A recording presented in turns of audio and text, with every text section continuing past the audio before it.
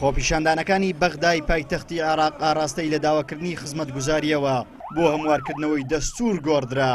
وردە خۆپیشاندانەکان گەورە دەبن و ئاستی داواکاریەکانیش گەورەتر دەبێت و ئەوەی ئێستا هەیە خۆپیشەدەران داوای دەکەن هەموارکردنەوەی دەستورە کە ئەمەش لەوانەیە مەبەستی گەورەی لە پشتەوە بێت و کوردیش مەترسی لەسەر پێگەی هەرێمەکەی دروست بێت. یەکەم هەنگاو کە کورد پێویستیەتی یەک ڕێزیە.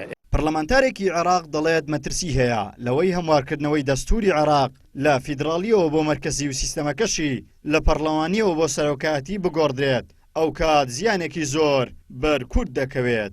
مەترسی کورد لەوەدا ئێمە لە وڵاتێکی عێراقی فیدراالدا دەژین، دەنگۆیەکان کە بەرز بوونەتەوە بۆ ئەوەی گۆڕانکاری لە دەستور بکرێتن کە ئەوەیە کە نیزامی حکم لە عێراق بەرە و نظامی ڕێاسی بڕوا لێرەشدا دیموکراتیە جەرەرێکی زۆر دەبینێ. ئێمەش لە کوردستاندا لەو بڕوایم بە هەموو لە کوردیانەکانی کە فراکسیۆنە کوردیەکانی کە لە بەغاین هەوڵی ئەوە ئەدەین کە لەم پرۆسەیەدا هەرچی شتێک کرێ باشترین شیت بۆ کوردستان بەدەستبێنێ. ئێمە ئەو پەرتەوازیەی کە هەیە بەداخەوە لە کوردستان و حتا لە بەغایش بەو شێوەیە من ناتوانین ینی دەستور بەو شێوەی کە پێویستە لە هەموارەکاری کە بەشدار بین.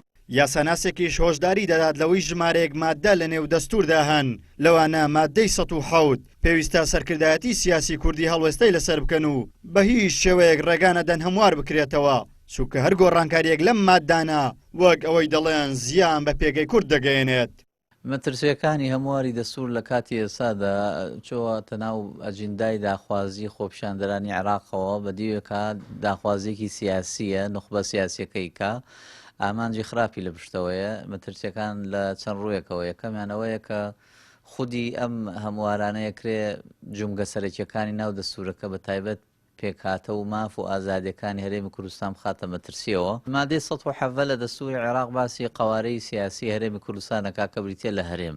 دەوڵەتەکە لە مادەی یەک باسی دەوڵەتێکی ئیتیحادی ئارەزومەندانەیە، بەڵام مادەی ١٧ متمانی داوە خواتە دان پێدانانی کردو بۆ قەوارە سیاسیەکەی هەرێم. ڕاستە دەوڵەتی فیدراڵی پێک دێ لە کۆمەڵی هەرێم، بەڵام ئێستا یەک هەرێممان هەیە لە ناو دەوڵەتە. ئێستا بیانەوە بیکەن بە ناوچەیەکی نازانم شتێکی دەسەواژێکی بۆ بینەوە تا پێگەی هەرێم زۆر لاوازەکە.